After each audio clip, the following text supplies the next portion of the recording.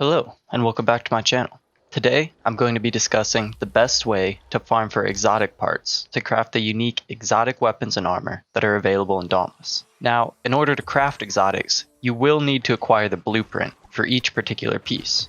These blueprints are randomly obtained during Heroic and Heroic Plus pursuits and patrols.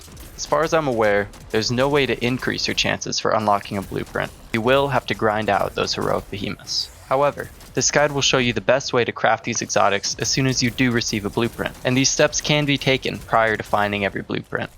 The break parts necessary to craft exotic gear are a little bit different from the standard. While you will need some common parts from the behemoths that each piece is based off of, shroud feathers for the hunger, and charog scales for Skullforge, the tricky bit is acquiring rare drops, like Fury Plates and Aetheric Crown Plates. Instead of going through each of the 15 exotic parts individually, I've divided them into 3 primary categories: Fury, Aether, and Gems. These categories of Fury, Aether, and Gem are really the only information you need to understand to farm effectively for these break parts. This division is based on what conditions you must meet to acquire the particular piece.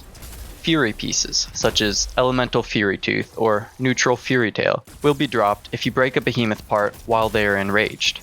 Aether pieces will be dropped whenever you break a part while a behemoth is Aether charged. And lastly, Gem pieces will drop if you break a part in the first 2 minutes of combat. Note that these conditions must be met with a behemoth of threat level 8 or above, meaning only Dire and Heroicons will work. Unlike other rare drops, if you do meet these conditions, you're guaranteed to receive the exotic part break.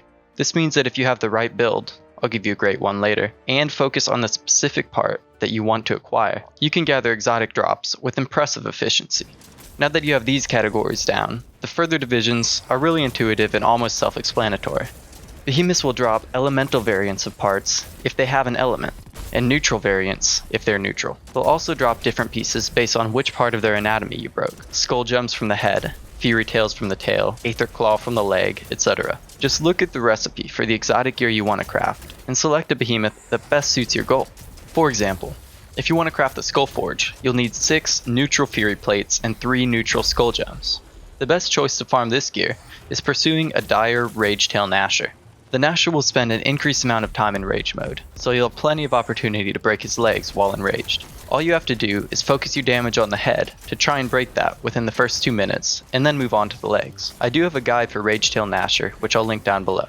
In general, I recommend targeting Charog for elemental fury pieces, Gnasher for neutral fury pieces, and Nezaga or Wriststalker for Aetheric parts. Gems can be acquired from whichever behemoth you're most comfortable with, and it's based more on your skill and ability to focus damage on one part for the first 2 minutes. I have noticed that Karabak seems to have a very weak head, but I don't have confirmation on whether his health pool is actually low relative to other behemoths. Give it a shot and let me know if you think my hunch is correct.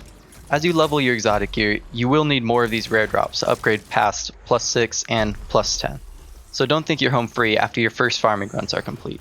Exotic gear is a lot of fun, even though they're not overpowered, so I do consider the grind to be worth it. Plus, with the build we're about to discuss, you won't take too long to acquire all the pieces you need.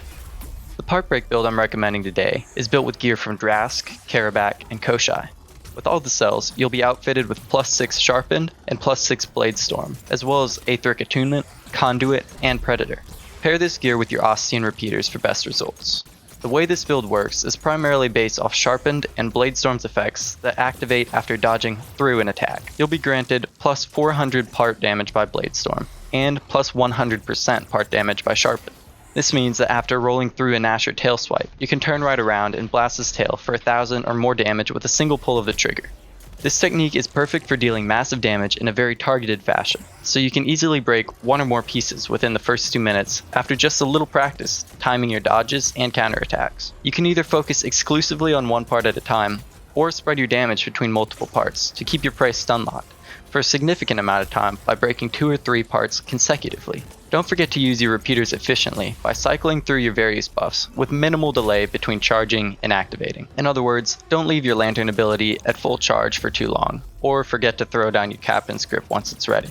Also, remember to switch your barrel to an element that's strong against the behemoth you're fighting, and use shock or fire for neutral variants. In fact, if you're just part farming generally, the modularity of this build is perfectly suited to dire patrols, since the armor is elementally neutral, and you can swap elements without changing any of the cells in your gear. You won't break any world records for kill time using this build, but if you're surgical and ruthless, you can break every single part off your target and end their misery within 3 to 5 minutes. And there's everything you need to know for farming exotic break parts as effectively as possible. If you think I left out anything important or have questions and feedback, let me know in the comments.